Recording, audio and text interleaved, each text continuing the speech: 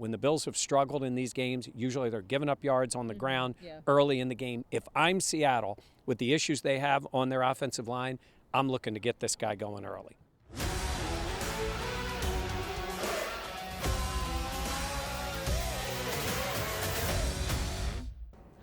All right, welcome back to the Buffalo Plus YouTube channel presented by Connors and Ferris. Mike Catalana, I am Jenna Cottrell.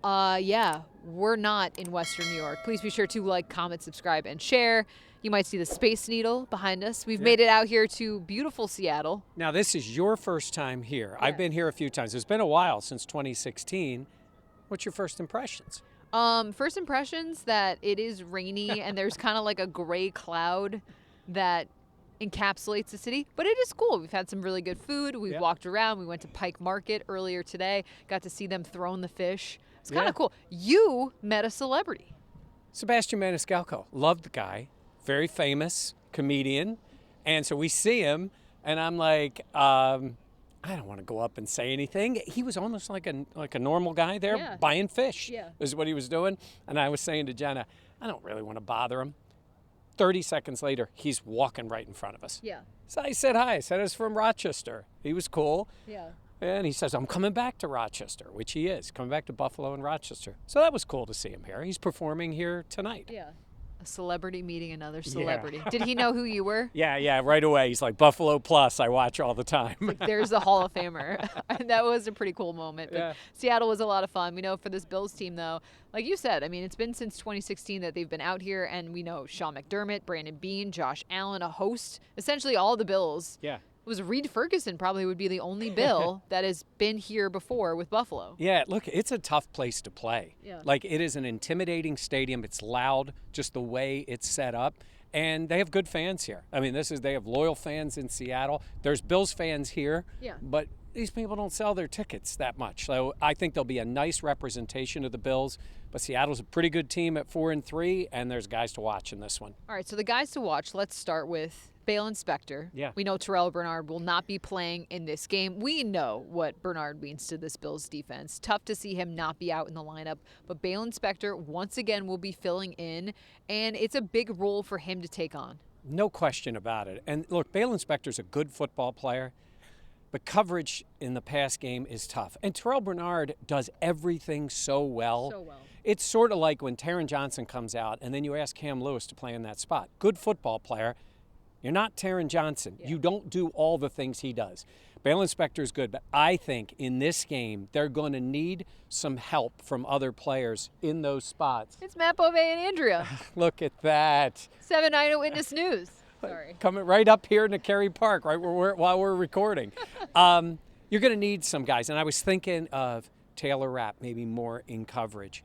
A Seattle guy right here. Now, look, that means scheme changes. That means playing slightly different because you got to have more help for the linebackers. Yeah. There's no question. They have Noah Fant. They have tough. Tyler Lockett has been. Yes. Jackson Smith and Jigba. Yeah, very good players. So we don't expect that to be as big a factor without Metcalf. They'll play a little differently. But I think Balen Spectre is going to need some help, certainly in the pass game. Well, you brought up Gino Smith as well. And he's someone, he leads the league in passing yards. I know a lot of people still think of him as like, he's a backup quarterback. He can't do anything. He's been good for the last year and a half, you could say, with this team. He's obviously put up big numbers, and he's someone that you look at the Seahawks and what they've been able to do this season, they have been able to put up points. Gino Smith was the Jets quarterback back when the Bills had E.J. Manuel, right? And then just so long ago. He ends up going to the Giants. Would you remember when they finally did not let Eli Manning start a game when the streak finally ended? It was for Gino Smith who played. And Gino comes out here and people are like, oh, it's Gino. And then they let Russell Wilson walk. And they're like, oh, no, we're good with Gino. And people are like, really? You got to be kidding me. He's good. He can throw the football. He is a leader. He puts up big numbers. And you let Gino get cooking here, it's going to be a long day. Yeah. He has been impressive. I think you have the perception in your head, though, of like he's a backup guy. He can't handle the role, but he has played well. And one of the guys that he loves to either hand the ball off to or he had a touchdown last week is Kenneth Walker. Still has burst. He's been able to run really well, had almost 100 total yards last week. That is someone that I kind of worry about a mismatch for Buffalo because we have seen that it is possible to run on the Bills. It absolutely is. They were a little better last week. That ended up being a blowout game against the Titans. But in this case, when you look at it, Walker played last week, and the people here in Seattle will say, yeah, he was sick. And then you talk to the people here, and they're like, oh, no, he was really sick. Yeah. And he went out and he played well, and he was listed as illness earlier in the week. He's tough. Ed Oliver's like, every time I watch that guy, I think he feels like he's going to go for a touchdown. He is a very talented back. You have to contain him, especially, we talk about it, when the Bills have struggled in these games, usually they're giving up yards on the ground early in the game. If I'm Seattle, with the issues they have on their offensive line, I'm looking to get this guy going early. You mentioned the offensive line. That is a place for this Bills team to capitalize. The Seahawks O-line, a little Swiss cheesy. Yeah. They've been able to get beat up throughout this season. Greg Rousseau had some flash plays against the Titans. What do you want to see from him? Look, we talked to Nico Tamarian, who's a sports anchor here in Seattle. He's a Western New York, Central New York guy, and so he's familiar with the Bills and all. And he's like, Gino puts up numbers without help from his offensive line. Yeah. There is constant pressure on the guy, and he still does it. But you got to get to him. He's tough. He'll hang in there. He still has his mobility. But this is where you need to contain and you need to get to him. And listen, I think Greg Rousseau last week had the most pressures anybody's had in a game this year. Fantastic game. He's got to keep that going. It's one more game before Von Miller comes back to help in there. A.J. Epinesa has played better. And now you're going to really need that pass rush in this game. A.J. has had some nice moments. That's another guy that I'm kind of going to be like, what can he do? Because we've seen him show up, obviously a tough penalty earlier this season. But I think for him and for Greg, you want to see Greg be that number one pick many years ago, live up to those expectations. And I said double-digit sacks, so let's get going. He's like 3.5 now. Yeah, because he only had a half sack last week. All right, Bills in terms of offensively. Let's go James Cook. The weather, I don't want to say the weather could be a factor, but it was raining here earlier today. It looks like it's going to be raining and or misting tomorrow for the game. So I think the safe bet, James Cook, he didn't play last week. Was it last week? No, 2 weeks ago. 2 weeks ago. I want to see the Bills. They're so effective when they can have the running game going and then get Josh going as well. Well, Sean McDermott always talks about the other team, making them two-dimensional, making them one-dimensional. If you're two-dimensional, the Bills now can get after it in the pass game. Yeah. I think James Cook still is a massively important player to this offense. Yeah. If James Cook is going, this offense can roll. Well, if the running game is going, it can roll. I think they're going to rely on him in this game. Doesn't mean they're not going to throw it. I think they can. I think they can get after the Seattle defense, no question, in the pass game. But I'm looking for Cook to be, 80-plus yards on offense, get into the end zone, that kind of game. Sort of what we've come to expect out of him, right? That's kind of the player he's been.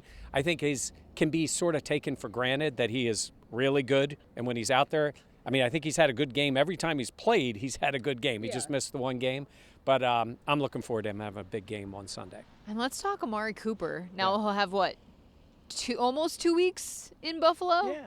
So had the nice debut, obviously the touchdown. 4 catches, 66 yards. Yep. Now that he had the debut, has the ability to settle in, how do you think he gets even more involved with this Bills offense? Yeah, he says he's feeling more comfortable. He's getting to know everybody. Yeah. He was kind of like, listen, basically like, I'm a no-maintenance guy. He said, I can eat the same food every day. I can wear the same stuff every day. I respect that, though. Boy, he's just... Low-key. He's low-key. Very different. Oh, yeah. Yes. And he's like, I'm learning, and that's funny. He is going to be, I think, more and more part of the game plan. Yeah. More and more. And sometimes that game plan will include, the other teams. Now, they've got him on tape. Yeah.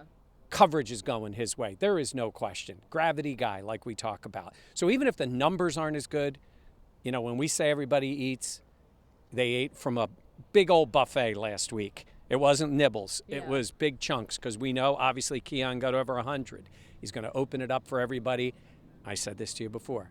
Touchdown. You want to go with me again? Touchdown? Yeah, Amari why not? Cooper? Why not? Amari Ride the hot Cooper. hand. There was a great comment on the Buffalo Plus channel. I apologize. I don't remember who said it, but on an earlier video, they said, everybody eats and Amari Cooper sets the table. And I love that because of what he can do for all the other players on offense. And so, yeah, wouldn't that be nice? Another touchdown, 2 consecutive weeks.